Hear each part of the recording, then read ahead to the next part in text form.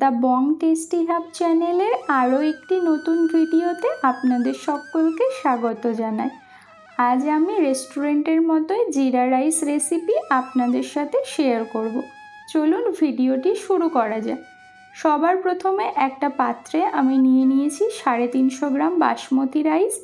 এবার জল দিয়ে 3 থেকে 4 বার চালগুলোকে আমি ধুয়ে নেব। এরপর আরও কিছুটা জল দিয়ে আমি 1 ঘন্টা ভিজিয়ে রাখবো। এরপর ভাত বানানোর জন্য গ্যাসে একটা ডিশ বসিয়ে মধ্যে একটু বেশি পরিমাণে জল দিয়েছি। জলটা যখন ফুটতে শুরু করেছে তখন দিয়ে দিচ্ছি লবঙ্গ, এলাচ, দারচিনি আর তেজপাতা। এরপর আমি দিয়ে দিচ্ছি 1.5 চামচ মতো লবণ।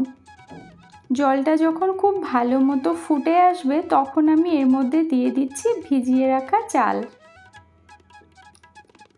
চালটা দেওয়ার পরে এখানে আমি দিয়ে দিচ্ছি হাফ পাতিলেবুর রস আর 1 চামচ সাদা তেল। পাতিলেবুর রস দেওয়ার কারণে ভাতটা একদম সাদা ধপধপে হবে আর তেল দেওয়ার কারণে ভাতটা ঝরঝরে হবে। এবার 10 মিনিট আমি হাই ফ্লেমে ফুটিয়ে নেব। তো ভাতটা এখানে আমার রেডি হয়ে গেছে। এবার ফ্লেমটা অফ করে আমি জলটাকে ঝরিয়ে ভাতটাকে আলাদা করে নিয়েছি।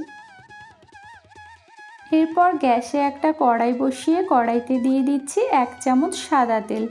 তেলটা একটু স্প্রেড করে নিচ্ছি।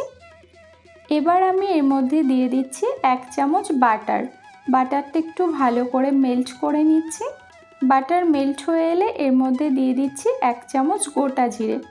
এবার জিরেটাকে ভালো করে ভেজে নিতে হবে যতক্ষণ না জিরে থেকে একটা সুন্দর স্মেল বেরিয়ে আসে।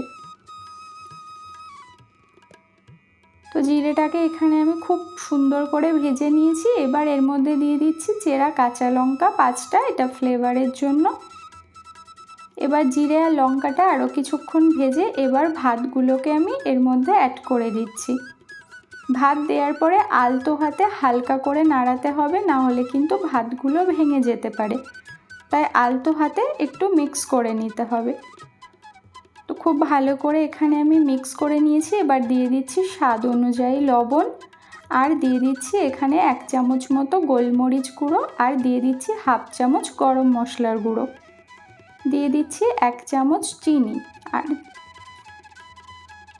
দিয়ে এবার খুব ভালো মতো মিশিয়ে নিতে হবে। আর এটা খেতে কিন্তু একদম রেস্টুরেন্টের মতো হবে, আপনারা বুঝতেই পারবেন না যেটা আমরা বাড়িতে বানিয়েছি। এখানে আরও 1 চামচ বাটার আমি অ্যাড করে দিলাম। আর এই বাটার দেওয়ার কারণে কিন্তু এর টেস্ট এবং ফ্লেভার দুটোই ভীষণই সুন্দর হবে।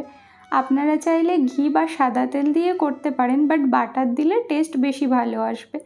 2 থেকে 3 মিনিট ভালো করে নাড়াচাড়া করার পর ফ্লেমটা অফ করে দিয়ে এটাকে একটা প্লেটে আমি সার্ভ করে নিয়েছি। এটা আপনারা আলুর দম, পনির, মাটন, চিকেন সব কিছুর সাথেই পরিবেশন করতে পারেন। তো সবাই ভালো থাকবেন, সুস্থ থাকবেন।